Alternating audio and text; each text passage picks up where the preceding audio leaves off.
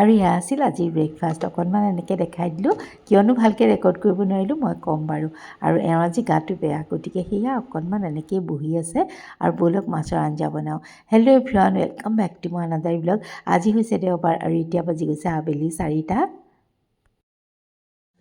আৰু ব'লক মাছৰ কাৰণে মই বেছি নহয় অকণমান লৈছোঁ সৰিয়হ, তাতে এইকেইটা দিছোঁ কাজু,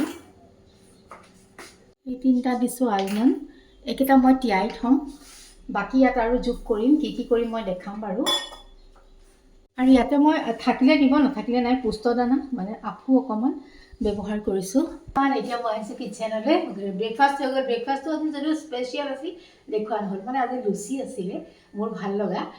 আৰু কিন্তু উঠা দেৰি হ'ল, গতিকে ৰেকৰ্ড কৰিবলৈ সময় নহ'লে এনেকেই কৰিলোঁ। আৰু যিহেতু মোৰ লগত অকণমান হেল্পাৰ আছিল তেওঁৰো, সি ৰেকৰ্ড কৰিলে বেয়াও ক'ব পাৰে, গতিকে মই নকৰিলোঁ। আৰু ব'লক এতিয়া বনাওঁ মাছ। কেনেকৈ বনাওঁ আপোনালোকৰ লগত শ্বেয়াৰ কৰোঁ। একদম ইজিলি বনাম, খাবলৈও ভাল লাগে। এইটো মানে কিবা বছ মাছ দেই, মই আগতে বনাই পোৱা নাই, আৰি মাছটোৰ নিচিনাই। আৰু ইয়াতে মই নিমখ হালধিখিনি সানি লওঁ। আৰু ব'লক এতিয়া ধুনীয়াকৈ ফ্ৰাই কৰি লওঁ।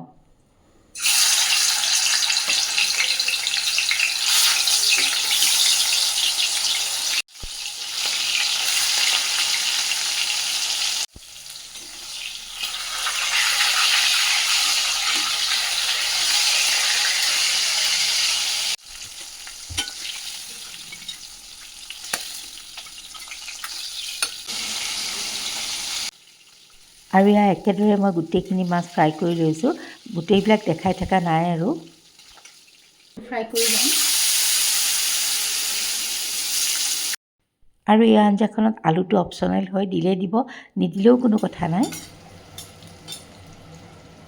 আৰু আলুখিনি ভজা যাই মানে আমি মছলাটো ৰেডি কৰি লওঁ ব'লক।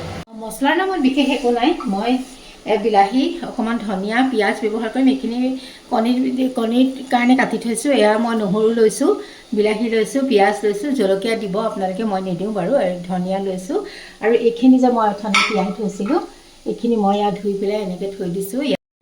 আৰু সেইখিনিও মই মিক্সিৰ জাৰটোত দি দিছোঁ। এইখিনি এটা পেষ্ট বনাই লওঁ। লগতে এয়াও দিম মই পিঁয়াজ, নহৰু দিছোঁ আৰু বিলাহী দিম।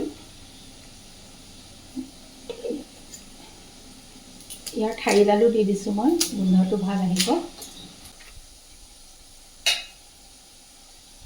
মই গুটিবিলাক গুচাই থৈ লৈছোঁ। এইফালে মই গুটিখিনি গুচাই থৈছোঁ।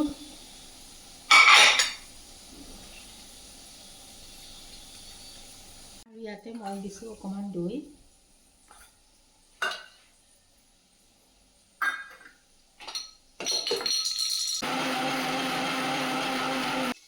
আৰু এই পেষ্টটো হয় মানে এইফালে আলুখিনিও হৈ গ'ল। ক'লা জিৰা আৰু এইবাৰ দিছোঁ তেলতে পিঁয়াজ। মই ভাজিম ভালকৈ। এইফালে বাতিত লৈছোঁ মই জিৰা, ধনিয়া, হালধি, নিমখ, ৰেড চিলি দিব, কালাৰটো ভাল হ'ব। মোৰ নাই, দিয়া নাই। এয়া দিছোঁ পানী। আৰু এতিয়া ঘুটি লোৱা মছলাখিনি তাতে দি দিছোঁ। একদম ইজি, সদায় বনায়ে থাকোঁ, তথাপিতো বনাইছোঁ কাৰণে অকণমান শ্বেয়াৰ কৰিছোঁ।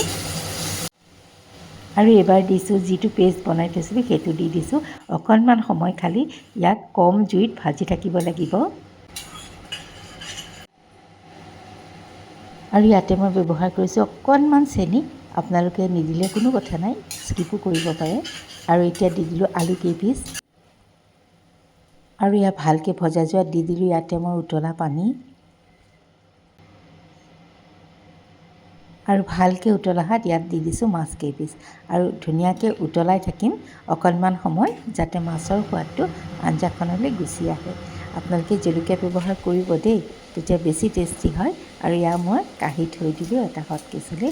আৰু মান ধনিয়াটো মই দিছিলোঁৱেই পেষ্টটোত, তথাপিতো অকণমান আকৌ দি দিছোঁ। আৰু ইয়াৰ মোৰ মাছৰ আঞ্জা ৰেডি হৈ গ'ল। আৰু কেতিয়াবা যে কিছুমান মাছৰ আঞ্জা টেঙাও একেবাৰে খাবলৈ বেয়া লাগে, এনেকৈ বনালে ভাল লাগে।